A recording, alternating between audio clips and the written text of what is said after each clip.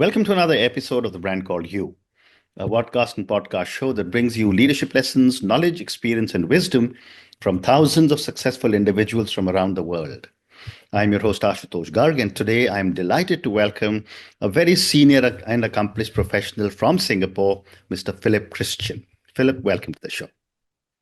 Thank you very much, Ashutosh. Glad to be here. Thank you. Philipp is a digital humanist. He emphasizes trust in digital experiences. He has spent over 1,000 hours studying non-dual systems of philosophy. And this is such a vast subject that Philipp and I will have a separate conversation on the non-dual systems of philosophy, or Advait. Philipp is also an author of a book titled The Trust Economy and Reset. So Philipp, before we start talking about transformation for digital humanity, tell me a little bit about your own journey and what got you interested in digital humanity. What got me interested in digital humanity? Wonderful place to start. I do believe that we are experiencing quite a unique pivot point, maybe even a generational pivot point, which has probably started by what is commonly referred to as the Gen Ys, and thereafter Gen Zs and Gen Alphas. I think we are the first generations that are able to live in a world of complete possibility. And that followed quite starkly from the global financial crisis, and one might say the fall of and the failure of some of the systems we relied upon to keep, for example, your generation safe and previous generations safe. So there has been a shift of trust, I believe, from the offline world as being our reliable safe haven to the digital world. And I do believe it is a fundamentally cultural shift and a sort of, we might call it a coming together of sorts, where we were indeed experiencing ourselves quite differently around the world in previous generations. However, it seems that there is a sort of cultural merging in something that I might term digital culture. And this digital culture is a global phenomenon, and it's not that it excludes the previous generations. In fact, I dare wager that the way you use technology might not be all that different from the way I use technology, the way your parents use technology, or your siblings or relative. It doesn't matter. At this point, I think we are seeing a global convergence. And this to me is an opportunity for really kind of, without setting up a duality, no pun intended, but for choosing between maybe two polarities, two extremes, and a spectrum. One is this sort of idea of perhaps digital paranoia, where we take some of the fears that have governed the offline world, one might say, and take it to the digital world and sort of amplify it, supercharge it, which has happened in some parts of the world. I think this is the fake news conversation, and so on and so forth. Well said. Or we take a different route and we use this as a profound engine of human unity. And that is what I refer to as digital humanity, an invitation to humanize our digital experiences and to sort of use this as a platform for coming together closer as a humanity, as a species, and to form the deep connections that I do fundamentally believe we all crave and we are engineered for. Well said. Well said. And Philipp, what does digital humanity mean to you, and why is trust at its core? What it means to me is really this aspect of using the facility of technology to connect more deeply, to connect more widely, and to live in that connection. And I do fundamentally see that as a core driver of humans. And I do see us as principally good. And I think also that when given the opportunity, whether it is in a sort of village setting or in an online community, we are communing creatures. And we do love to operate on the basis of trust when it is safe to do so, and we can overcome the fears that might prevent us from doing that. And so I see technology as potentially, not necessarily, but potentially an opportunity to build that platform, be it a digital platform or a human platform or simply a cultural platform for us to get there. And so I feel that is a transition in the world, perhaps, from a slightly more,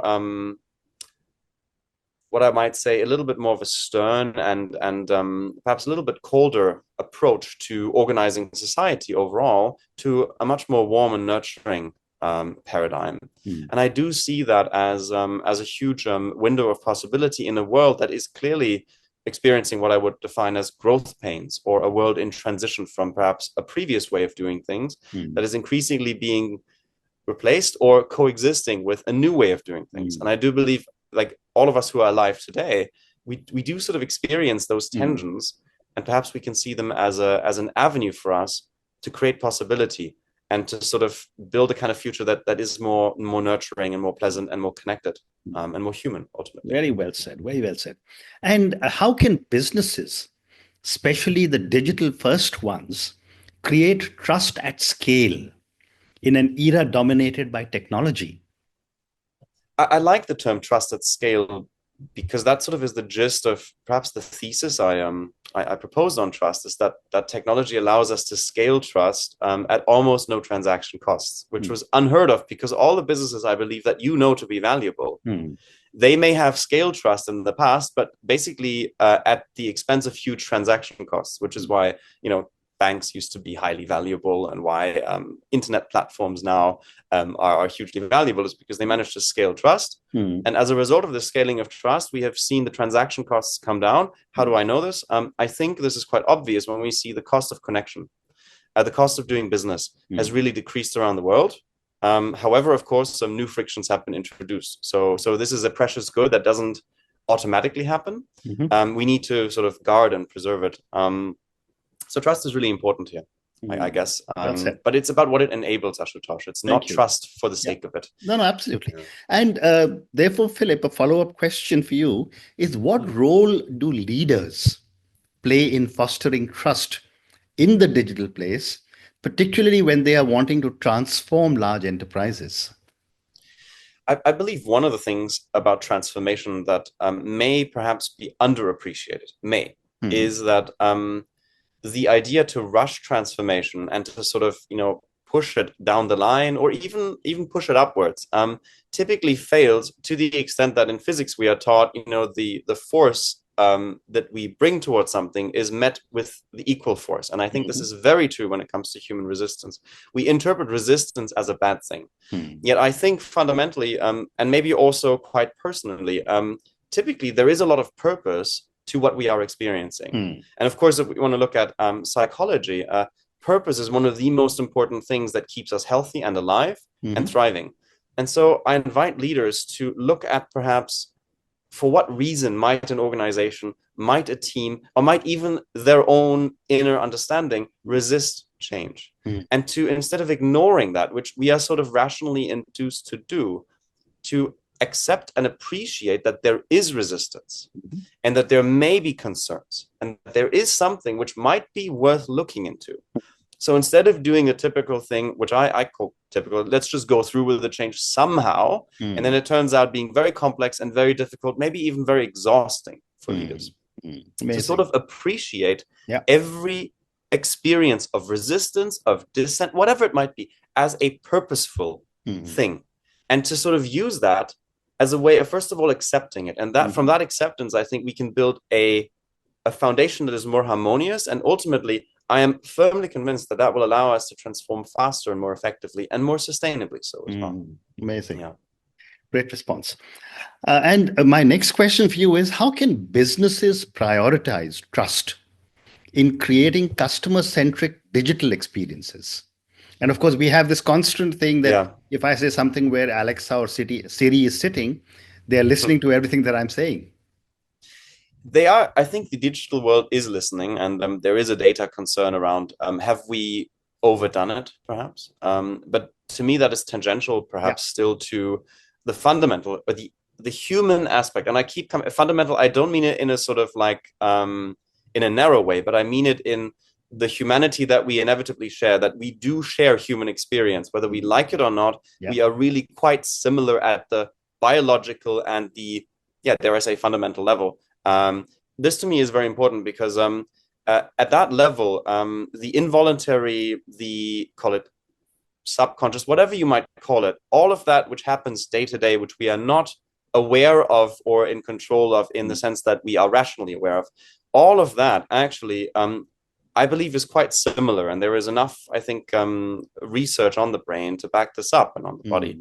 The reason I bring this up is because fear is probably the most universal human survival emotion. And I dare say that when fear kicks in, everything else quite naturally is deprioritized and takes second fiddle at best.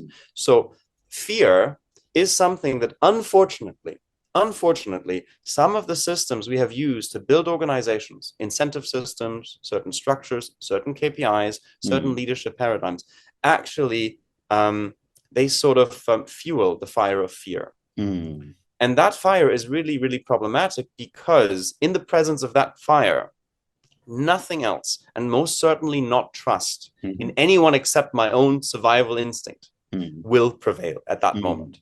So to me, we can talk about trust a lot, but typically what I see as the first step is the removal of distrust, which is maybe a little bit more of an academic way of saying the removal of fear. And I think if there's one thing we can all agree upon is that fear is an undesirable thing to have in an organization. Would you like your employees to fear you, to fear their KPIs, to fear their targets, to fear the next Monday?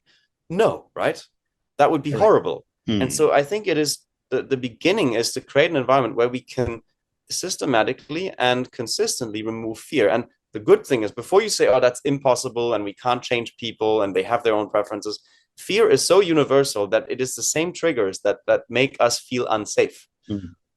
So actually, at that level, I think we can prioritize a fairly universal, dare I say, humanistic way of looking at the world. And not because it is fancy and intellectual, but because it actually allows us to overcome fear, which is the essence for us to build a culture of trust and then reap the productivity gains that come from it. And they are clearly demonstrated. But it's only possible, I believe, when there is that removing of fear beforehand. Very well said. That's really essential. Well said.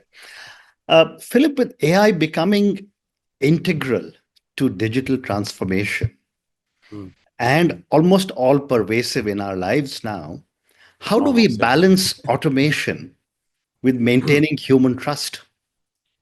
I think automation is a funny one because I do believe that around the world we have been guided by a lot of industrial paradigm and thinking. And the idea is that we can norm human beings, they operate like machines, and then we can just kind of crank up the productivity, and so on and so forth. The funny thing is that we are ultimately, and I don't think anyone would doubt this, we are living systems. We are, like, as human beings, we are living systems that are interdependent with the environment. So actually, for us, this interdependency makes it rather difficult to ascertain cause and effect. So we are not like kind of on and off, like, kind of cause and effect linearity in the way that we work. You can't, some days you feel good, some days you feel bad. It's not always like, what is the particular variable that I need to change? So I think we have slightly over quantified humanity. I understand that because, of course, we love the predictability of numbers.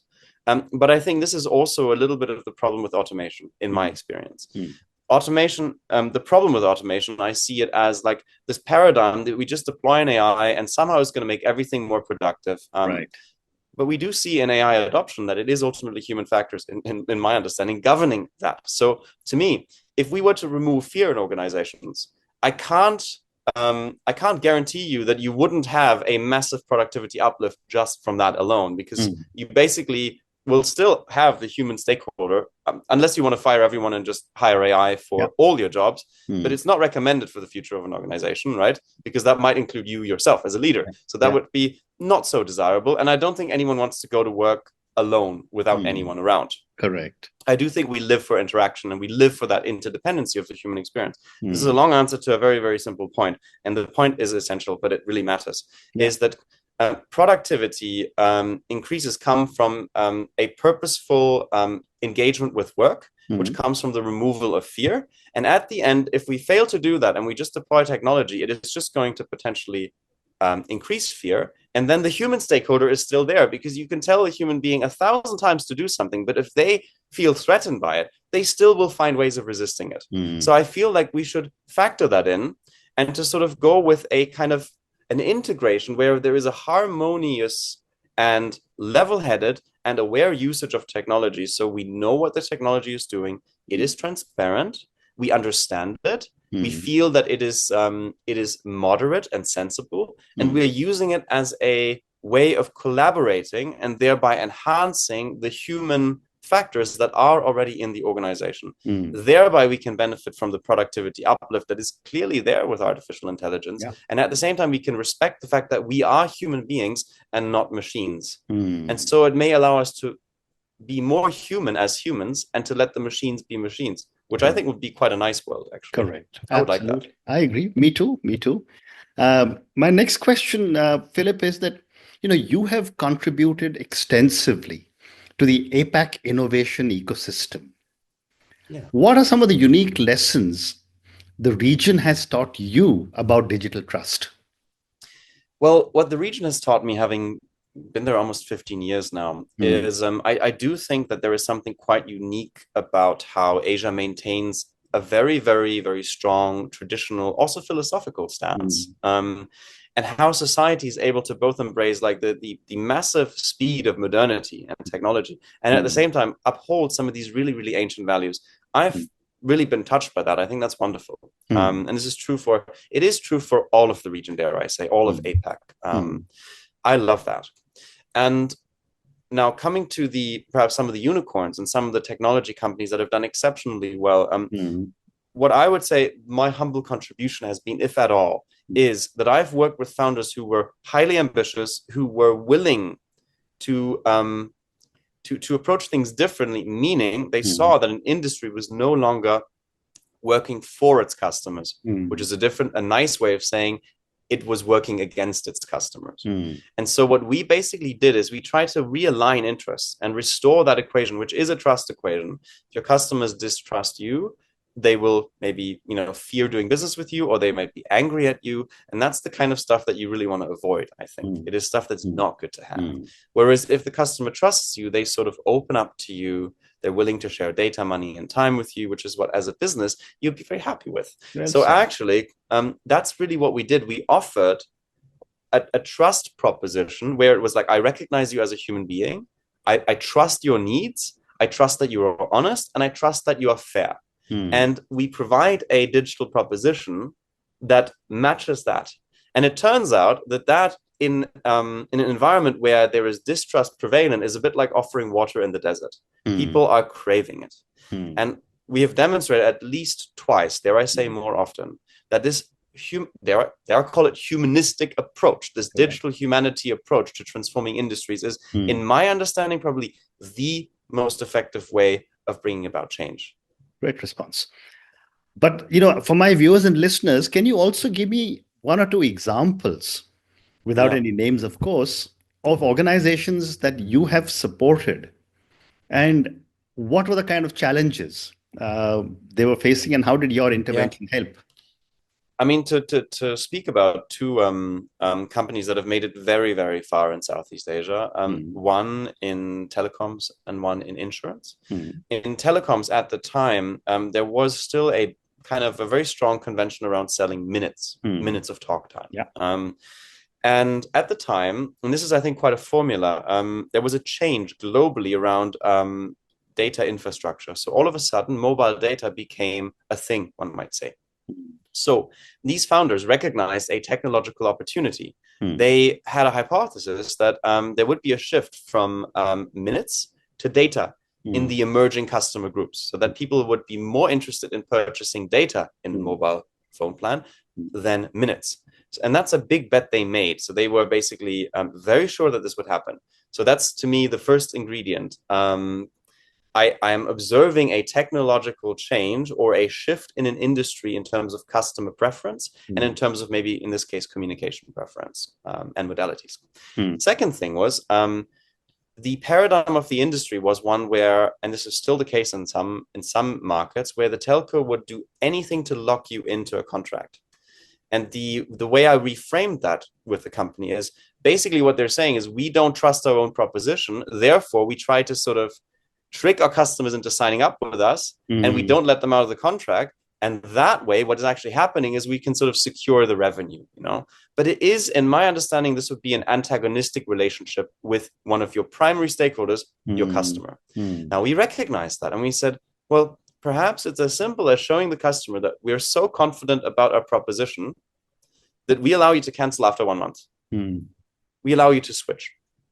And it would not be overstating it to say that has completely transformed the telco market, at least in Southeast Asia. Because when back in the day, there was not such a thing of a free cancellation plan. And many of the new telco operators had actually failed to enter, for example, the Singapore market.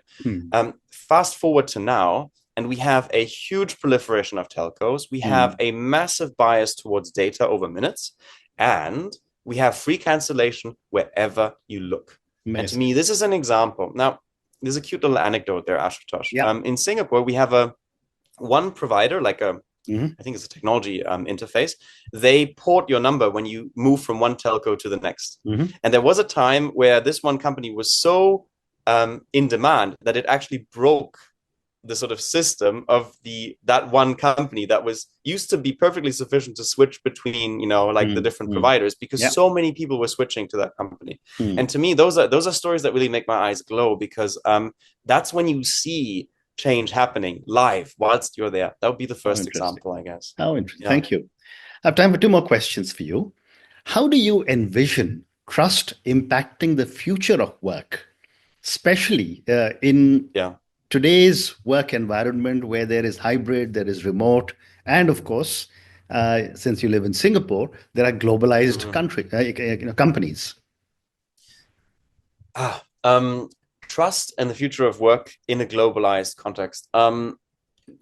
It comes to my mind that I think it was an HBR article on, of all places, law firms and partners in law firms. I think this was during COVID or before. I'm not sure about the details exactly. I can pull it up, but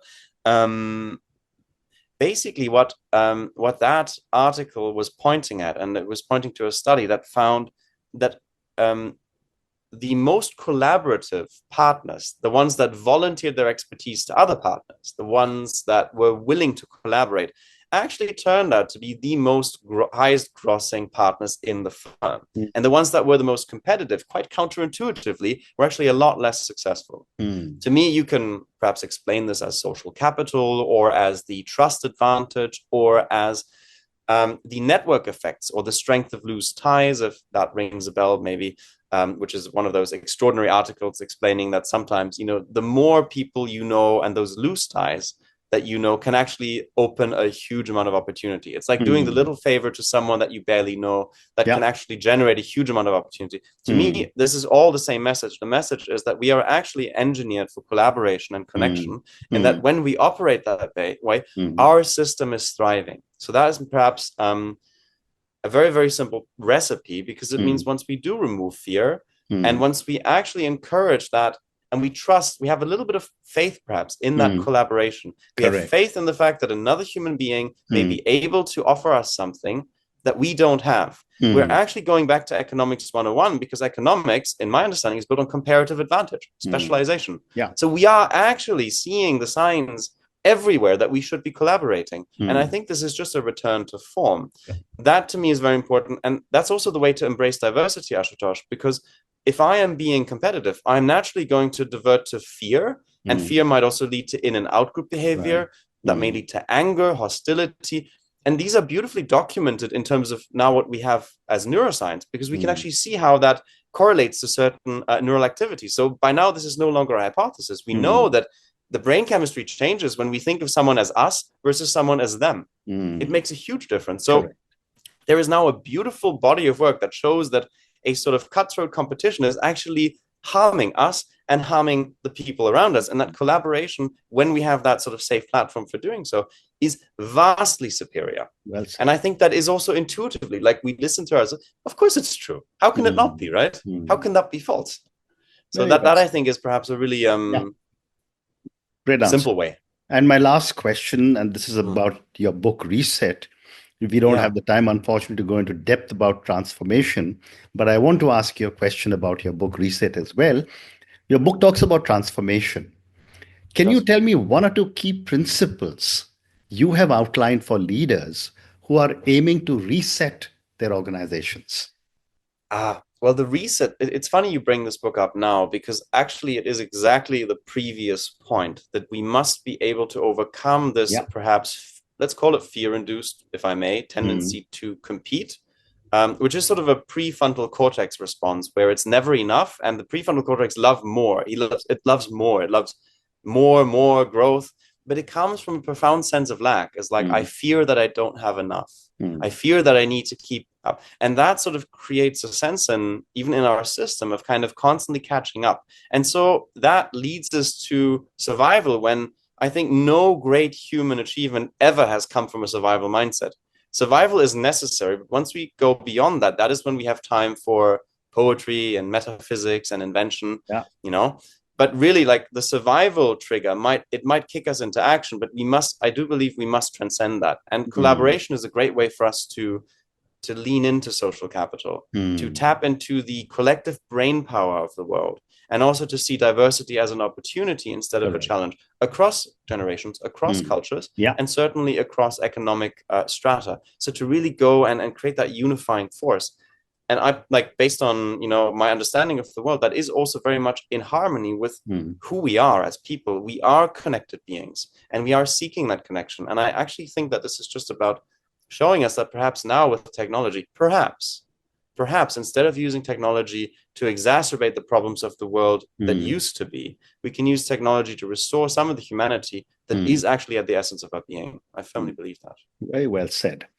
And on that note, Philip, I just want to say this has been such an amazing conversation with you on digital humanity. We covered a lot of ground. We talked about digital humanity and why trust is at its core. We spoke about trust at scale. We spoke about customer-centric digital experiences. We spoke about how AI is becoming integral to digital transformation. You also shared with me some interesting thoughts on how you have supported the region or the APAC innovation ecosystem and unicorn founders. And I love the two examples you gave me about the telecom company, and you also referred to an insurance company. We finally spoke about the future of work, and then we just had a few minutes to talk about your book, Reset and Transformation. Thank you again for speaking to me, and good luck to you. Thank you very much, Ashutosh. Thank you for listening to the Brand Called You videocast and podcast, a platform that brings you knowledge, experience, and wisdom of hundreds of successful individuals from around the world. Do visit our website, www.tbcy.in, to watch and listen to the stories of many more individuals. You can also follow us on YouTube, Facebook, Instagram, and Twitter. Just search for the Brand Called You.